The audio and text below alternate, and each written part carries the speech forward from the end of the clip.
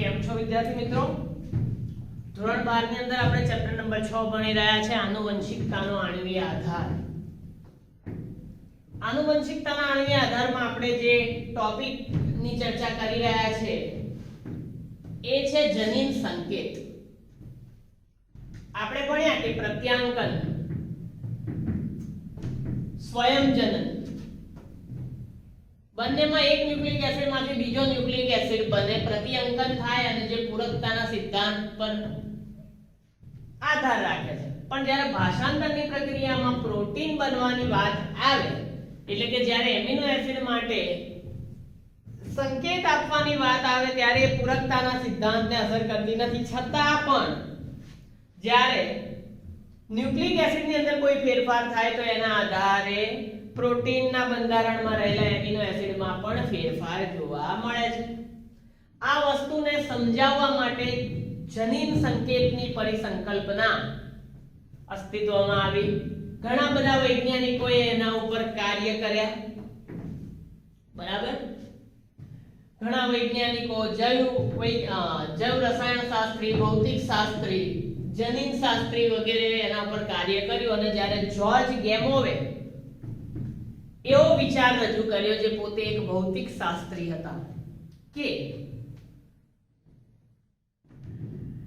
જો બેઝ માત્ર 4 હોય અને 20 એમિનો એસિડ માટેનું સંકેત કરતા હોય તો એમના દ્વારા જે 20 એમિનો એસિડનું સંકેતન થાય એ સંકેત કરવા માટેના સંકેતો હંમેશા 3 ન્યુક્લિયોટાઇડ નું બંધારણ ધરાવતા હશે. અને આ વિચાર એમનો અત્યંત મજબૂત હતો. એમના આ વિચાર મુજબ ટોટલ 64 સંકેતો ઉત્પન્ન થાય, જે બધા 64 કુલ 20 એમિનો એસિડ માટે સંકેત આપતા હોવા જોઈએ.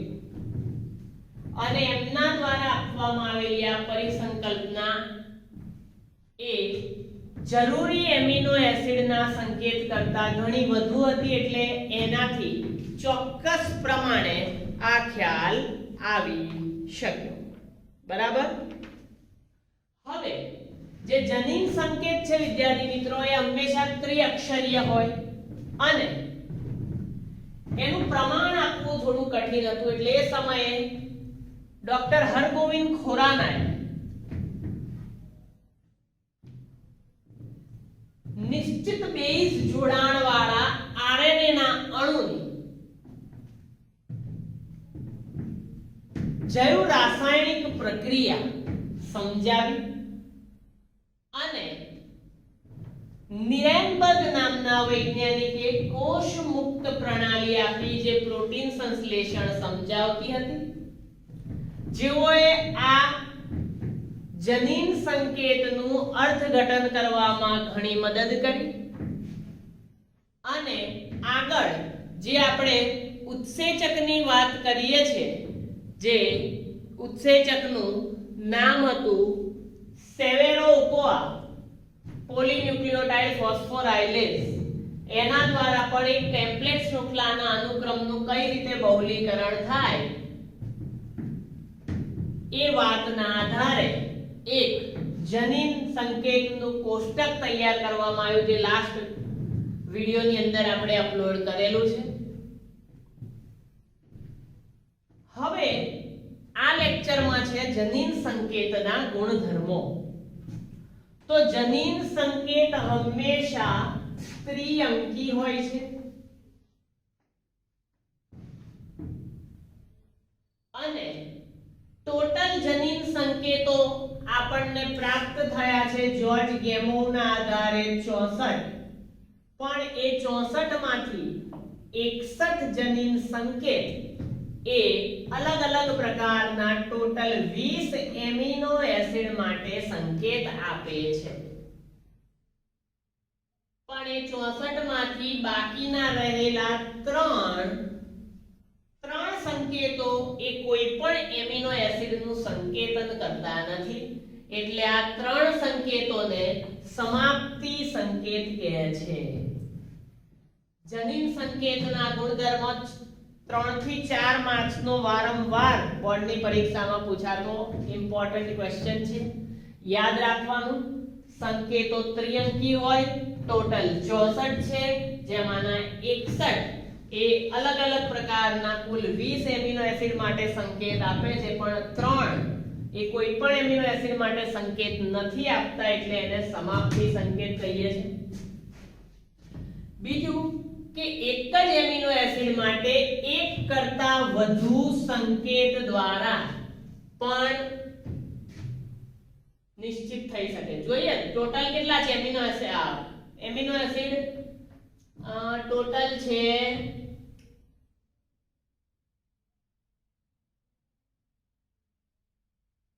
20, બરાબર. ટોટલ એમિનો એસિડ છે 20, એમાંથી 10 આપણું શરીર બનાવે છે, 10 બનાવતું નથી. એના દ્વારા બનતા પ્રોટીન પણ, બરાબર.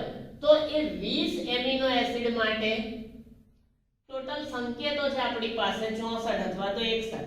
એટલે એવું બની શકે કે ઘણા સંકેતો એવા હશે જે 2-3 ભેગા થઈને પણ એક જ એમિનો એસિડ માટે સંકેતન કરતા હશે. એટલે એવું કહેવાય કે એક જ એમિનો એસિડ માટે એક કરતા વધારે સંકેતો પણ નિશ્ચિત થઈ શકે. તો જ્યારે એક કરતા વધારે જનીન સંકેત એક જ એમિનો એસિડ દર્શાવતા હોય એવા જનીન સંકેતોને અવનત સંકેતો કહેવાય. બીજું આગળનો પોઈન્ટ, આ સંકેતો mRNA ઉપર સતત વંચાય છે, તેમાં ક્યાંય વિરામ હોતો નથી. mRNA પર સતત જનીન સંકેતો આવેલા હોય છે, કોઈ પણ જગ્યાએ પોઝ હોતું નથી. આગળ, જનીન સંકેત સર્વવ્યાપી છે, એટલે કે આખા વિશ્વમાં દરેક સજીવ માટે આ જ વસ્તુ આવે, એમાં ક્યાંય બદલાય નહીં. ઉદાહરણ તરીકે બેક્ટેરિયાથી લઈને ઉચ્ચ કક્ષાના પ્રાણી મનુષ્ય સુધી આ જનીન સંકેત છે UUU એ ફિનાઇલ એલેનિન નામના એમિનો એસિડનું જ સંકેતન કરે. પછી બેક્ટેરિયા હોય, મગર હોય, કૂતરો હોય, બિલાડી હોય, ગધાડો હોય કે મનુષ્ય હોય, ટૂંકમાં બધામાં UUU સંકેત આવે એટલે ફિનાઇલ એલેનિનનું જ સંકેતન કરે. ખાલી કણકસૂત્રમાં અને પ્રજીવમાં જ એ અપવાદ રૂપ છે. બાકી બધાની અંદર જે સંકેત જે એમિનો એસિડ માટે હોય દરેક પ્રાણીમાં એ સંકેત એ જ એમિનો એસિડનું સંકેતન કરે. આગળનો પોઈન્ટ છે કે AUG નામનો જનીન સંકેત બે કાર્યો કરે છે. એક તો AUG મિથિયોનિન એમિનો એસિડનું સંકેતન કરે છે અને સાથે સાથે એને પ્રારંભિક સંકેત પણ કહેવામાં આવે છે. એટલે કે એમિનો એસિડના સંશ્લેષણની શરૂઆત AUG થી થાય, બરાબર. આગળ આપણે વાત કરી સમાપ્તિ સંકેતો 3 છે જે કોઈ પણ જાતના એમિનો એસિડ બનાવતા નથી. તો એ ત્રણે ત્રણ આ રહ્યા UAA, UAG અને UGA. આ ત્રણને સમાપન સંકેત કહેવામાં આવે છે. હવે જો આપણે એક એક્ઝામ્પલ અહીં સમજીએ કે mRNA નો ક્રમ આવેલો હોય, અહીં કીધું છે કે mRNA ઉપર સતત જનીન સંકેત ગોઠવાયેલા હોય, તો એના આધારે ચેકર બોર્ડનો ઉપયોગ કરીને આપણે એમિનો એસિડ કયા છે એ લખવાનું છે. જેમ કે આ એક mRNA ની શૃંખલા છે આખી, જેના ઉપર સતત ત્રિઅક્ષરીય જનીન સંકેત આવેલા છે, તો આપણે લખવાનું છે કે કયા કયા એમિનો એસિડ બનાવે. જેમ કે AUG, તો AUG બનાવે છે મિથિયોનિન, UUU જે બનાવે છે ફિનાઇલ એલેનિન, UUC પણ બનાવે છે ફિનાઇલ એલેનિન, ફરી UUC છે એટલે ફરી આવશે ફિનાઇલ એલેનિન, ફરી અહીંયા પણ UUU છે બે એટલે આવે ફિનાઇલ એલેનિન, ફિનાઇલ એલેનિન અને લાસ્ટમાં પણ આવશે ફિનાઇલ એલેનિન, બરાબર. તો તમે જો AUG પહેલો જ આવે કારણ કે એને પ્રારંભિક સંકેત કહેવાય, જે મિથિયોનિન નું સંકેતન કરે છે. એની પછી જે આવેલા છે 1 2 3 4 5 ને 6 એ બધા ફિનાઇલ એલેનિન માટેનું સંકેતન કરે છે.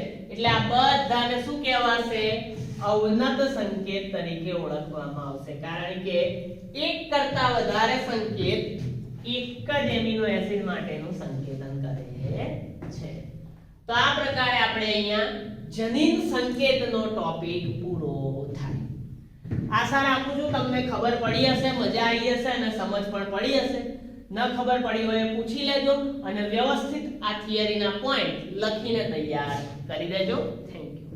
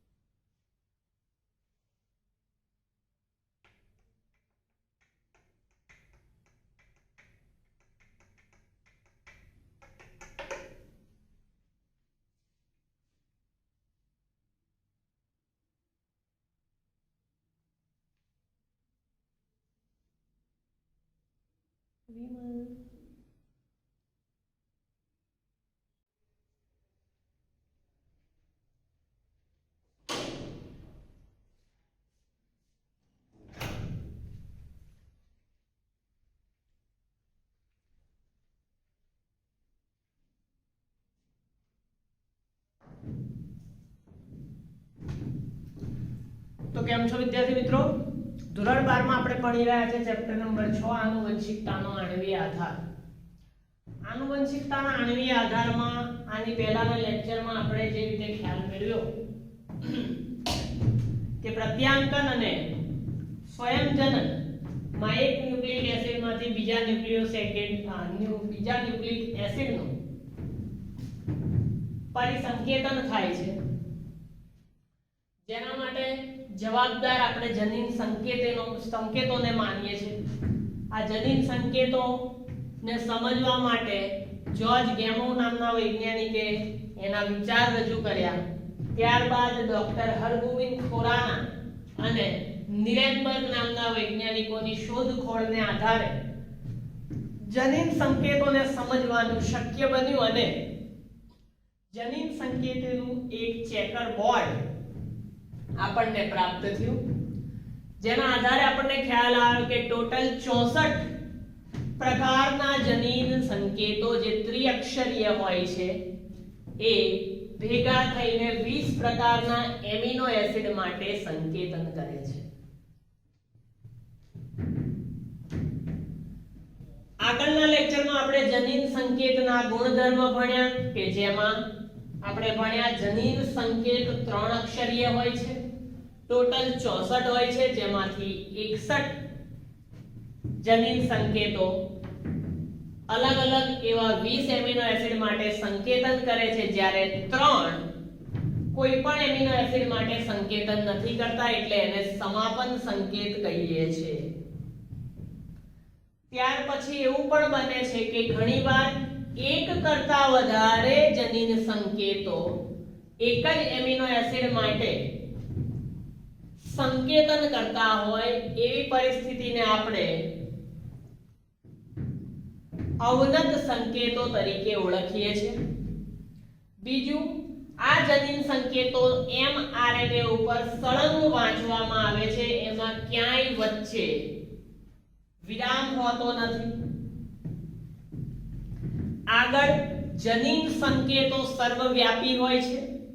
વિશ્વમાં બધા જ પ્રાણી બેક્ટેરિયાથી લઈને મનુષ્ય સુધી આ જનીન સંકેતો ચોક્કસ હોય છે, જેમ કે UUU એ કોઈ પણ પ્રાણી હોય એમાં ફિનાઇલ એલેનિન એમિનો એસિડ માટે જ સંકેત આપે છે.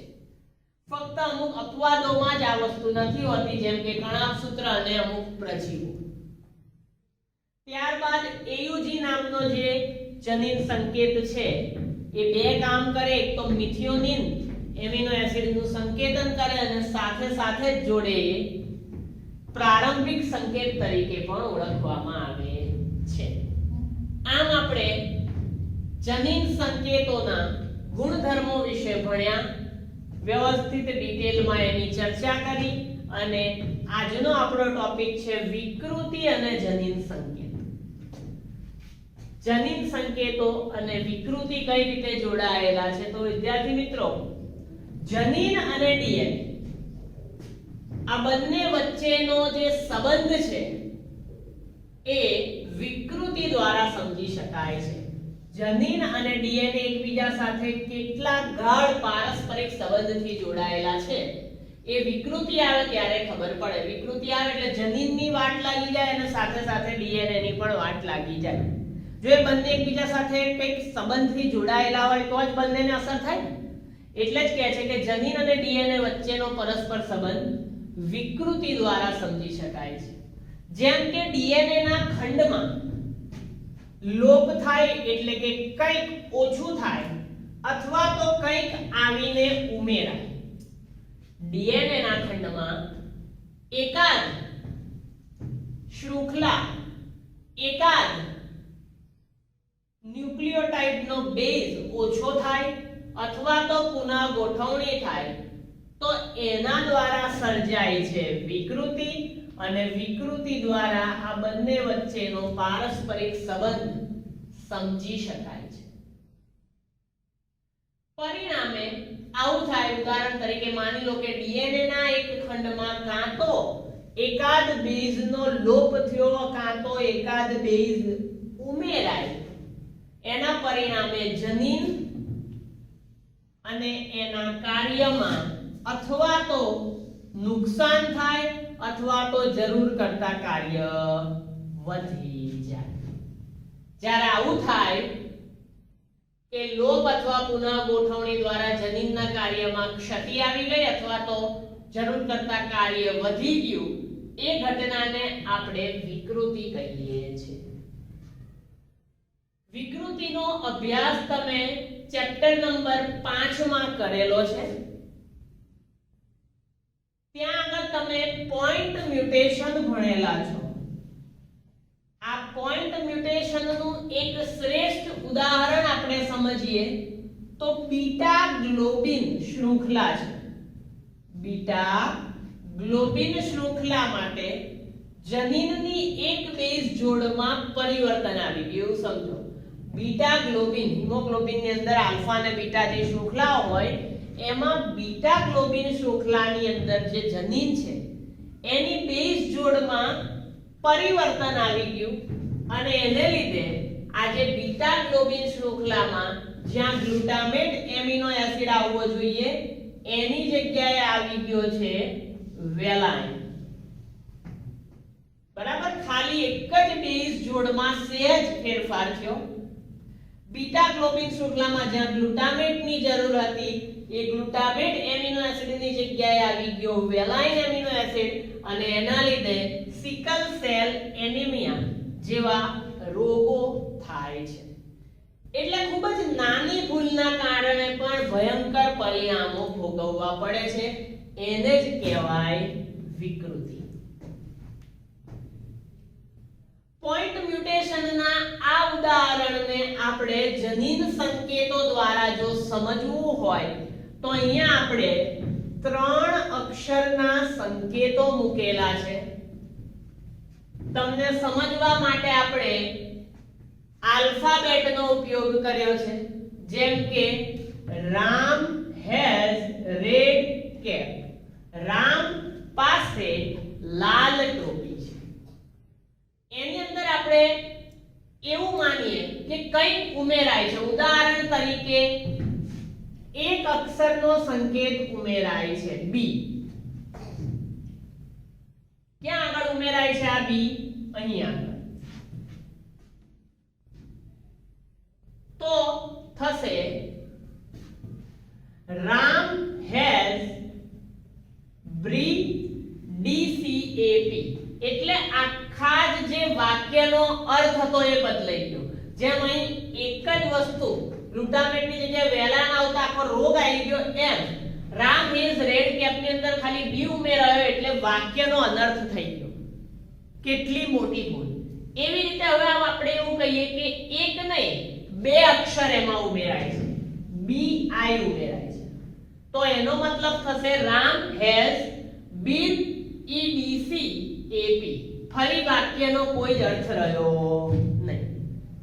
એક અક્ષર ઉમેરાય તોય લોચો, બે અક્ષર ઉમેરાય તોય લોચો. હવે આપણે માની લો કે ત્રણ અક્ષરનો આખો એક સંકેત એમાં વધારાનો ઉમેરાય છે, તો થશે Ram has big red cap. વાક્ય હતું રામ પાસે લાલ ટોપી છે, એની જગ્યાએ થઈ ગયું રામ પાસે મોટી લાલ ટોપી છે. વાક્ય આખું બદલાઈ ગયું. આમ એક અક્ષર, બે અક્ષર કે ત્રણ અક્ષર ગમે એટલું વિકૃતિ આવે, મ્યુટેશન આવે તો એની અસર ખૂબ જ ગંભીર થાય છે. આ તો ઉમેરવાની વાત હતી. હવે આપણે એવું વિચારી લો, ચલો કોઈ ઉમેરાતું નથી, પણ જે વાક્ય આપણું છે રામ હેઝ રેડ કેપ, એમાં લોપ થાય છે વારાફરતી. એક અક્ષરનો લોપ થાય, બે અક્ષરનો લોપ થાય અને ત્રણ અક્ષરનો લોપ થાય.